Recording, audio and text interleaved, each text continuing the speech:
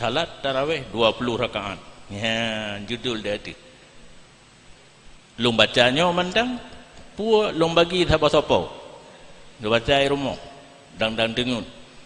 Be gaduh main punya internet, atau si menyogalak lang internet, lu pasal lang internet, hana payah main lagi nyo, tinggal main HP mendang kan, sen buka baca. Nyo hino hana terawih 8. Bak masa Rasulullah kan hana. Na pupu lompakan, netim. Tapi ipok dibagi.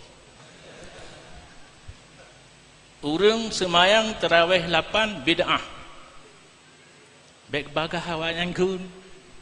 Munya bagah hawanyan kun ni kun urang semayang terawih 20 bid. Hana pada Rasulullah kenawanyan. Itanya tak balik. Urang semayang terawih 8 bid'ah, tidak ada masa Rasulullah. Yang nah hanya Jabir pegah. Salat binayan Jabir yang riwayat. Yang lucu Jabir yang riwayat salat bina udah bak masa Sayyidina Umar kesemayang 20. Bukhari dan Muslim yang riwayat hadis gak nyankan urang cak hukum lapai hadis hanjut mentukar gak nyan muqallid urang setat pendapat go punya Muslim mazhab Malik, Bukhari mazhab Syafi'i, alih balik yang hum maksud sabah salah sabah dua gak nyan bermazhab semayang berapa sih. Jadi Jabir yang riwayat hadis salat bina semayang 20, Bukhari dan Muslim yang riwayat terakhir pi semayang 20. Pane urang yang lebih jarang daripada urangnya ka semayang 8. Sahabat 20, mujtahid 20, sepanjang masa 20. Makkah Madinah 20. Heran tu. Pak ketemu di sini jawabannya. Padu engkau fotokopi menurut on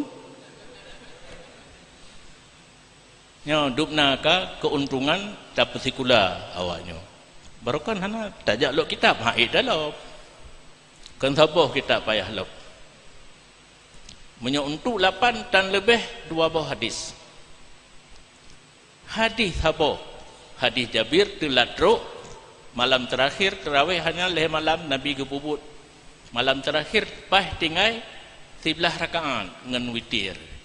Semayang di 8 rakaat dengan witir, wow, sorak-sorak kalau jalan gerog. Kamu semayang Nabi menolak 8 rakaat, orang lain. Tengok gerog katengok gahe semayang, igaknya telat teruk. Kah nak tengok lah enggak?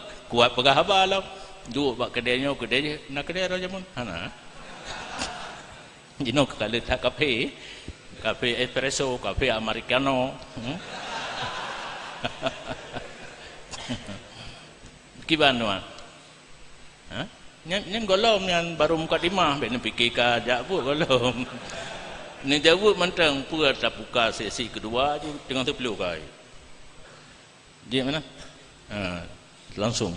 Nyaw baik dua tu. Laki ba panitia jopeng tapi habis peng panitia tu. Nyaw long kebah bawa panitia mentang. Sosok yang nak minat menyokong yakin ke punya lom yang ragu-ragu nak dah betul antara 20 dengan 8 apa baca-baca lian nak mian tu tanya kaya yakin ada mian kalau yakin lebih-lebih na sikula bakman kadi kuliah yang na guru hinan awak Muhammadiyahnya kai pegah pun yang galak ji haju yang hinona jawaban